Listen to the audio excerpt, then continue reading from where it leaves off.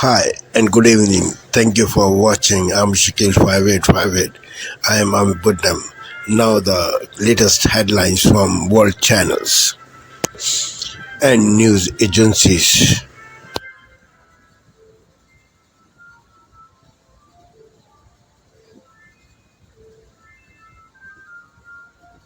Purported leak. As we come on the air, the wildfire emergency in the Northeast and the fire in New York City. Some train service halted. Also breaking, the major factory explosion, multiple injuries. Workers rushed to the hospital. Residents urged to shelter in place.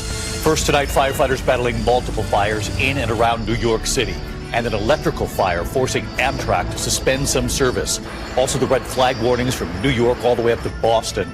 Army National Guard helicopters now being used for water drops. Winds gusting up to 40 miles per hour, fanning the flames. And the major change now coming in the weather tomorrow. Also tonight, the massive factory explosion in Louisville. Witnesses say it felt like an earthquake. The blast heard for miles, at least 11 people hurt, part of the facility collapsing. A shelter-in-place order for a time. Tonight, American Airlines now says one of its planes was shot at, too, while flying in and out of Haiti. And this evening, the FAA now banning all U.S. flights to Haiti. The news coming in at this hour on President-elect Donald Trump's new team. Trump now expected to name South Dakota Governor Kristi Noem to head the Department of Homeland Security. And sources telling ABC News Senator Marco Rubio will likely become Trump's Secretary of State. And just in tonight, Trump's pick to head the CIA. At the big meeting tomorrow, President-elect Trump and President Biden at the White House.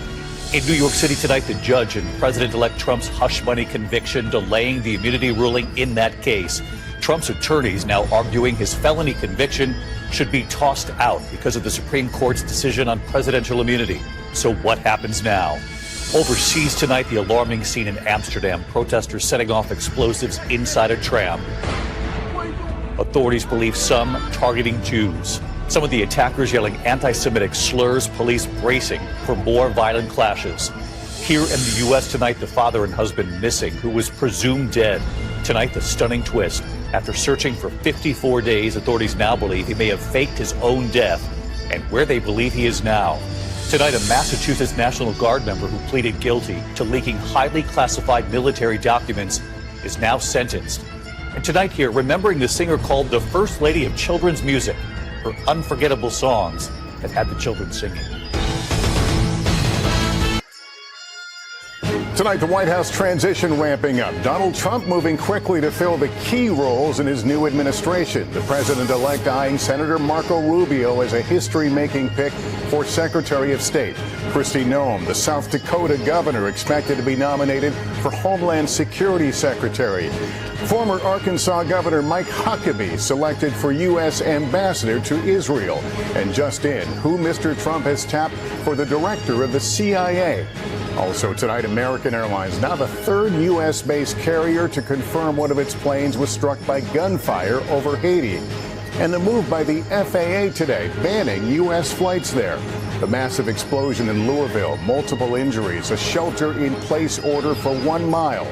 The deadly wildfires raging in the Northeast, 35 million under fire alerts. The fires erupting in New York City, some train service suspended. The federal judge blocking Louisiana's law requiring the 10 Commandments to be displayed in public school classrooms.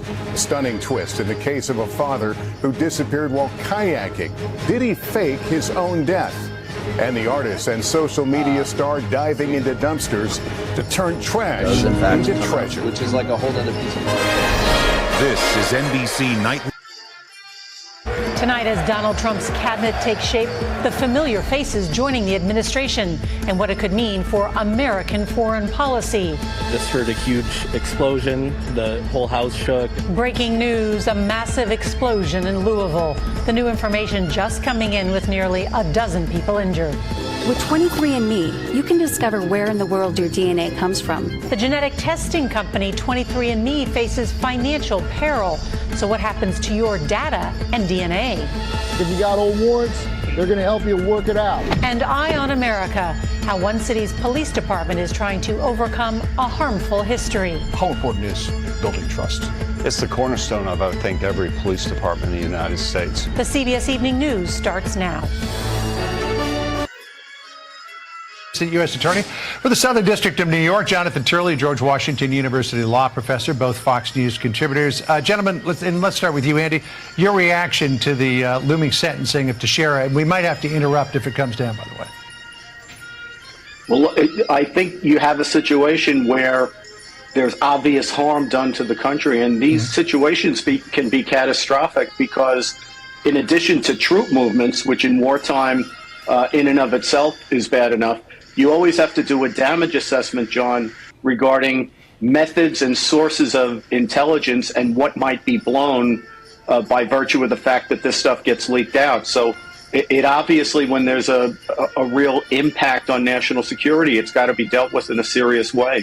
You know, as Alexis, Jonathan, was pointing out, one of the big questions here is how did a low-level National Guardsman get access to this top-secret material?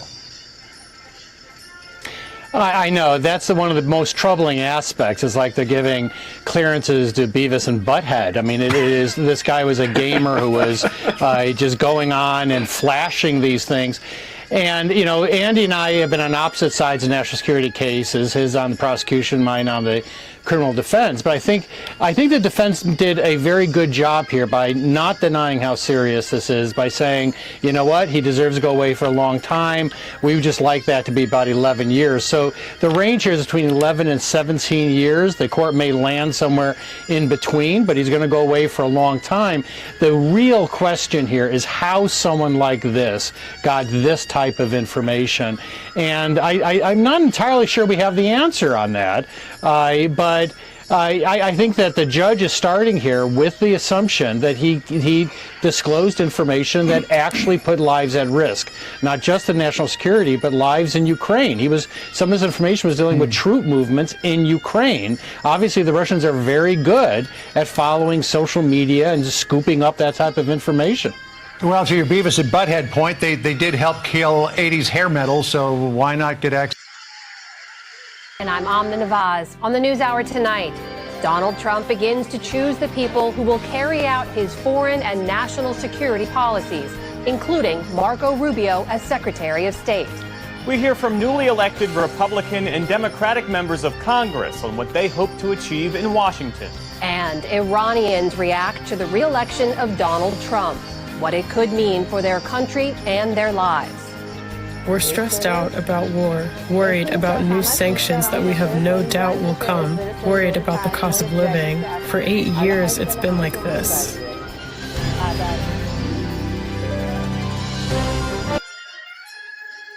Tonight, labor turmoil. Ottawa steps in at Canada's two biggest ports as postal workers prepare to walk out.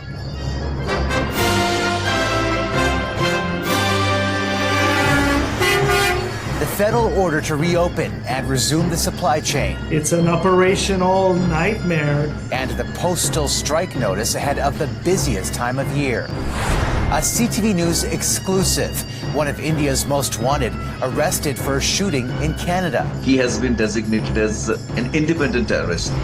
Plus, banking on crypto inside the post-election market rally. You're going to see the legacy financial system not only come to terms with this, but actually embrace it.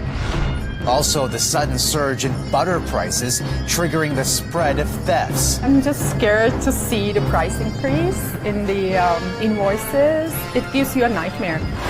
And a swift new era for Canadian fans. There's no shaking off the anticipation.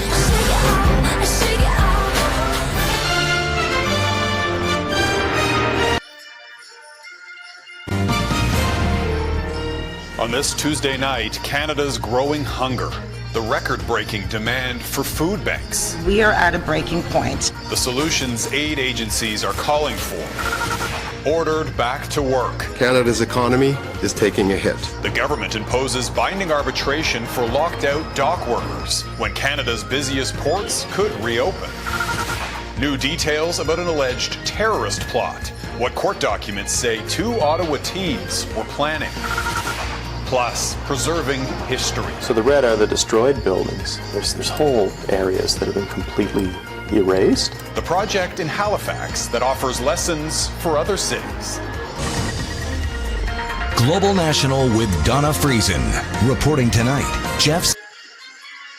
In Baku, Azerbaijan, oil-proud, world leaders gathered to pay homage to the climate, but the picture is not pretty. The sound you hear is the ticking clock. We are in the final countdown to limit global temperature rise. A somber start for COP29, in the shadow of Donald Trump's expected retreat from climate action, and on a day when activists lost a landmark challenge in the Netherlands. To be honest, I was just really disappointed. Like, I was almost crying. In a court in The Hague, Shell won an appeal against a ruling in 2021. Het eindoordeel van het Hof is dat de Which vorderingen would have van forced the oil and gas giant to reduce its carbon emissions by nearly half by 2030. Shell does have an obligation to reduce emissions, the court ruled, but responsibility lies more with governments to protect citizens. Obviously, we're not done with Shell. We're still going to campaign. We're still going to fight. Back at COP, a sculpture draws attention to the warming Caspian Sea as delegates try to hammer out a fund to finance the mounting costs of climate change. Canada announced $160 million to help drive $2 billion worth of investments to developing countries. We've heard the calls. Minister Stephen Guilbeault says the Liberal government intends to resist the U.S. path on climate under Trump. The more we wait, in fact, the more Canadians and people around the world will bear the brunt of climate impacts. Climate impacts won't wait. But the minister has to have one eye on next year with an election looming here in Canada. Guilbeault returns to Ottawa later this week, leaving his negotiating team in Baku to try to find collaboration at this so-called finance COP. Susan Ormiston, CBC News, Toronto. The fashion show, an exclusive event most of us glimpse only in the pages of a magazine or on our phones. In this exhibition, curated by Vogue, we get a spot in the front row of fashion history. And it was through a fearless exploration of British history and sexual... Designers, the show argues, don't just present collections, but a commentary on society, from Vivienne Westwood's Punk to Patrick Kelly, who put racist imagery on the runway to confront America's history. Choma Nadi, the head of British Vogue, says the best shows are pieces of theatre. A great fashion show has you on the edge of your seat and there's like a visceral reaction. When I think about some of those McQueen shows like Voss, and that moment in one of the shows where Shalom Harlow is being spray painted by two robots, and you see it in this scale and it's incredible. It's definitely moving. At the Savoy Hotel, London, a French fashion show by that foremost of French designers, Christian Dior. The early fashion parades of the 1940s and 50s were strictly formal affairs attended by royalty. Now shows are streamed globally and influencers are as important as fashionistas. This is the catwalk as clickbait. In the world of content, brands spend spectacular sums on iconic moments. Chanel once closed Paris Fashion Week with a rocket launch. This year, Christian Louboutin hired a pool and French Olympic synchronized swimmers to show off his shoes. It's COP29 at the moment. Fashion shows are gigantic productions, fashion editors flying around the world to see them. It is a huge consumption of money and carbon. Does that fit with the times? Could say that about many big events that happen in the world. I mean, concerts, like Taylor Swift's concerts, they use carbon. But I do feel that if they're able to broadcast to a bigger audience, then they have a purpose. I've been to several shows that Demna at Balenciaga has done, and there is a very dystopian show that he staged that was very much reflective of what's happening in climate change. And the runway was completely flooded, and it's a very uncomfortable feeling, but he brings what's happening outside in the world into the runway.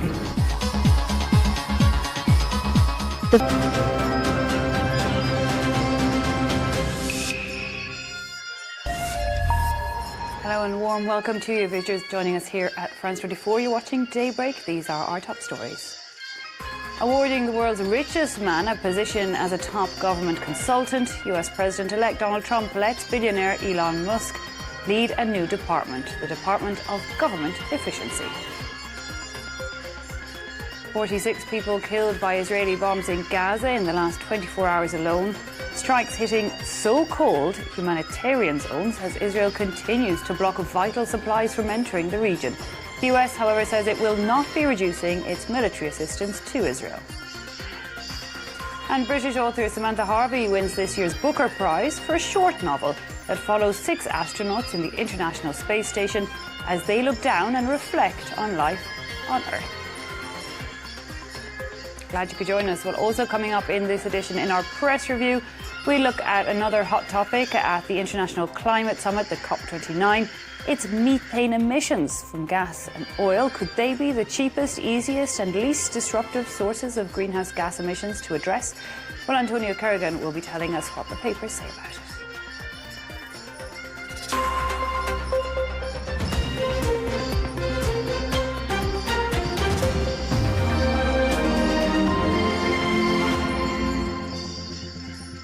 Rewarding the world's richest person with a position as a top government consultant. Music's biggest band. Oz Music Month on the ABC Listen app.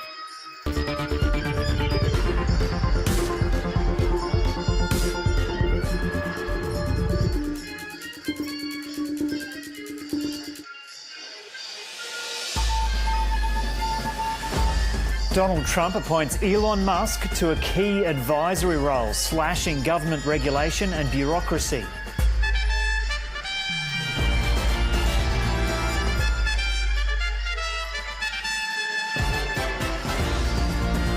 A second public hospital in New South Wales found to be no longer providing surgical abortions.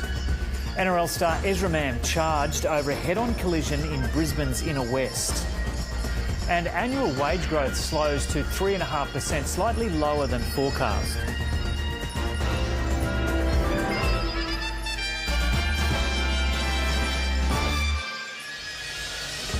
Hello and welcome to ABC News. I'm Joe O'Brien, and there are some very dangerous storms rolling through southeast Queensland right now. We'll have more on that in a moment. US President... This is Asia Now. It is 2 p.m. in Singapore and Hong Kong, 11:30 in New Delhi and 1 o'clock in Jakarta. I'm Bo Gokkin. At this hour, Chinese officials tighten security after a car rampage in Zhuhai killed 35 people and wounded 40 others. They've removed makeshift memorials for the victims as President Xi Jinping vows harsh punishment. Malaysia's former finance minister Daim Zainuddin dies at the age of 86. Tributes pour in, but his legacy has been clouded by corruption charges. Indonesian leader Prabowo Subianto promises to strengthen ties with the US while affirming a non-aligned foreign policy. He's met President Joe Biden at the White House and had a phone call with President-elect Donald Trump.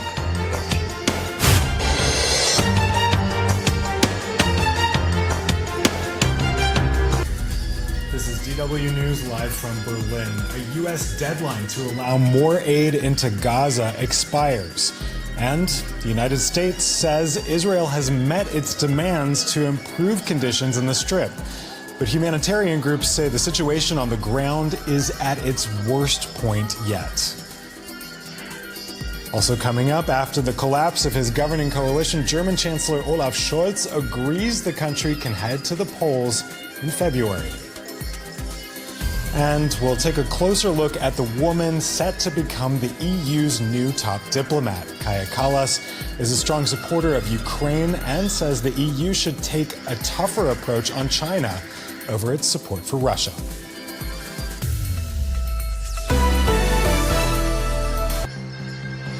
The UN AIDS chief warns of gravest crimes committed by Israel in Gaza, where famine is already occurring or imminent in the north. Across Gaza, Israeli forces keep up their attacks on homes and shelters for the displaced, killing dozens more.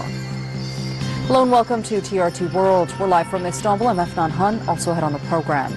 U.S. President-elect Donald Trump announces key cabinet appointments, including a Fox News host as his defense secretary. And UN Chief Antonio Guterres tells world leaders at the COP29 summit to pay up or face a climate-led disaster for humanity.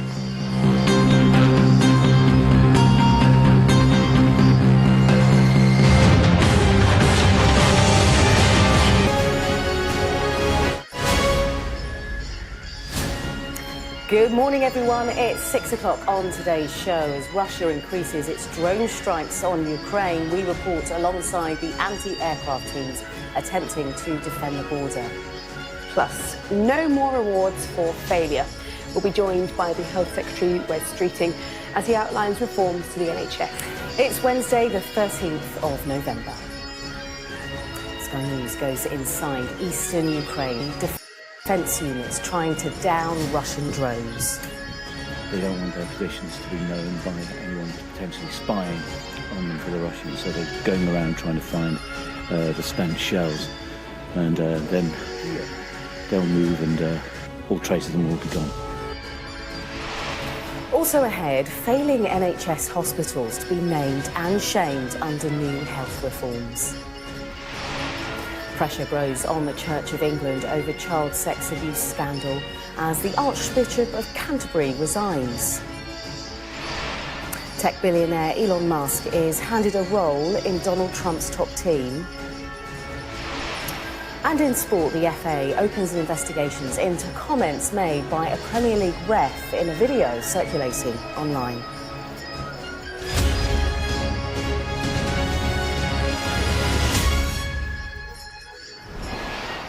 Good morning, everyone. Well, we're going to start with the war in Ukraine, where Russia has been...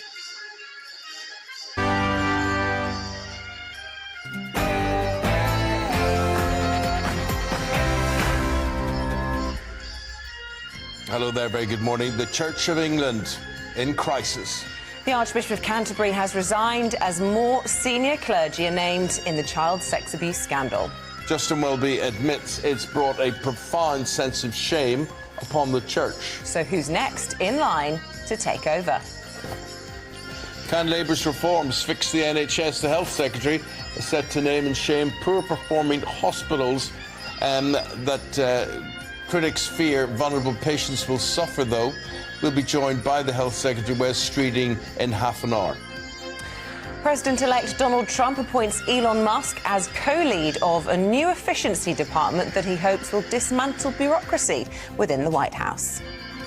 Meet the winner of the James Dyson Award, whose invention is helping those undergoing chemotherapy. As other nations give the COP29 climate conference the cold shoulder, we're asking, should the UK be leading the charge towards net zero? And in the sport, Gary Lineker confirms he will finish on Match of the Day at the end of the season, but who will take over? 58, Mike Tyson gets ready for his first fight in 19 years. And I have the race that tests resilience, fortitude, and probably stupidity in Antarctica. Chilly out there again this morning, and once more some quite thick fog patches, but the dry November continues, and some of us will see a bit of sunshine. To find out where, join me later for a full forecast. Hello there, very good to see you on this Wednesday morning. I'm Eamon Holmes. I'm Isabel Webster, and this is GB News Breakfast.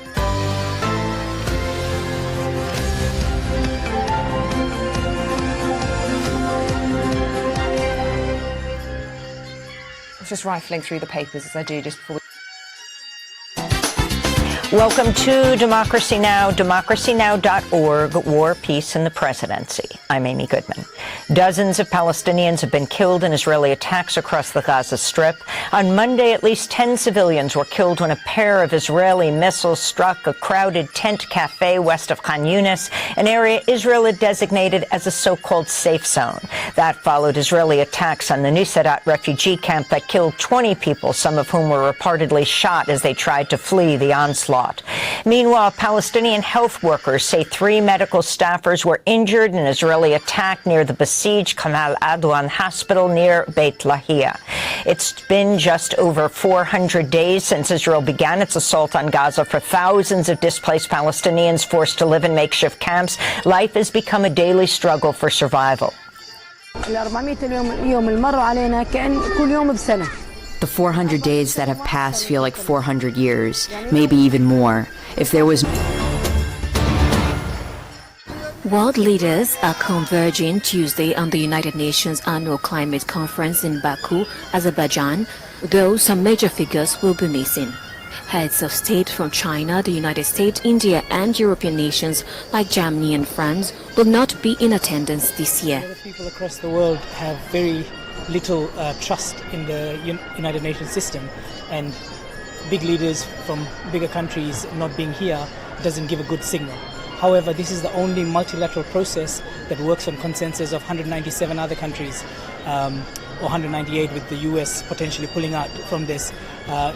So that means the world needs to get together to try and come up with the best solutions to fight this climate crisis. And if one leader is not there, the climate crisis doesn't wait for one leader or one country. It impacts communities like my Pacific.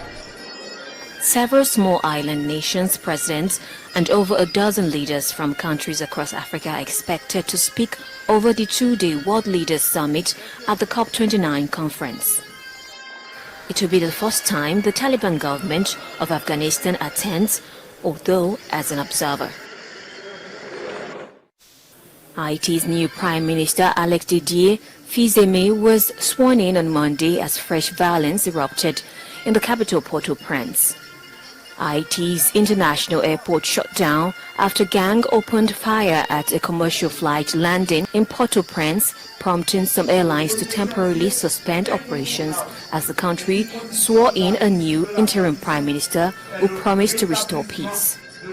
The first essential task that will determine the success of the transition is to re-establish the security of people, property and infrastructure, food security and freedom of movement throughout the country. Fils-Aimé is the former president of Haiti's Chamber of Commerce and Industry and in 2015 ran an unsuccessful campaign for Senate.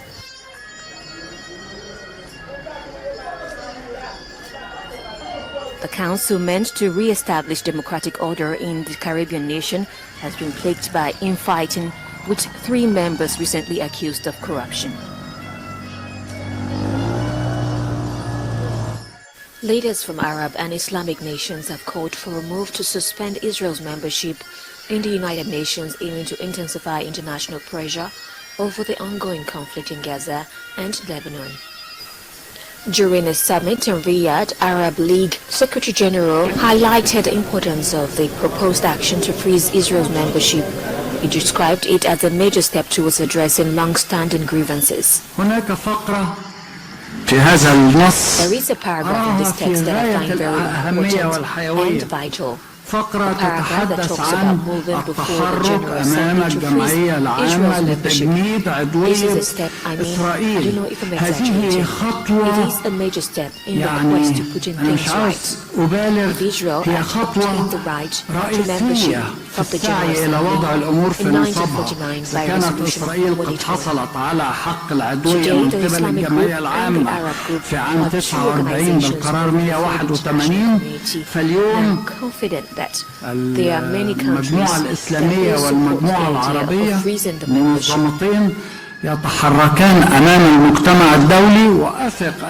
The summit's concluding statement urged countries worldwide to halt any export or transfer of weapons and ammunition to Israel. Additionally, it endorsed a Turkish-led initiative supported by 18 co-countries and signed by 52 nations alongside the Organization of Islamic Cooperation and the Arab League. As Israel presses ahead with its offensive against Hamas, the fighting is taking a heavy toll on civilians in Gaza. The Civil Defense Agency says at least 30 people were killed in 2 recent strikes on the north of the enclave. The UN Agency for Palestinian Refugees insists that there are no safe places in Gaza. Nowhere safe in Gaza. That's been said by many people. I would echo that. Including the safe zones. Including the safe zones. And unfortunately, all parties to the conflict are not respecting the sanctity of sites that should be safe for civilians, which includes hospitals and includes schools, both UNRWA and PA schools. And we would reiterate that call that all parties to the conflict respect the sanctity of those places so that civilians can find safety for themselves and for their families. The agency was recently barred by the Israeli parliament from operating in Israel, as some MPs claim that certain UNRWA members collude with Hamas. UNRWA officials say they've taken the allegations seriously. Can you say today that UNRWA has thrown out all Hamas operatives? Well, no, I don't think anybody can say anything with certainty about any of their workforce anywhere. We have over 13,000 people. We do take the neutrality very seriously, as shown by the Commissioner General's very swift action. But no, I can't with certainty say that's done. I don't have evidence of more, I can say that. And if we did, we would take action. The organisation's ability to operate in Gaza and the Israeli-occupied West Bank has been hampered by the ban. Many now wonder who Palestinians will rely upon for aid.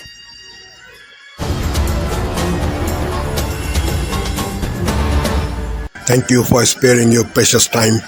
This is Amir Shakil. Have a good life. Bye-bye.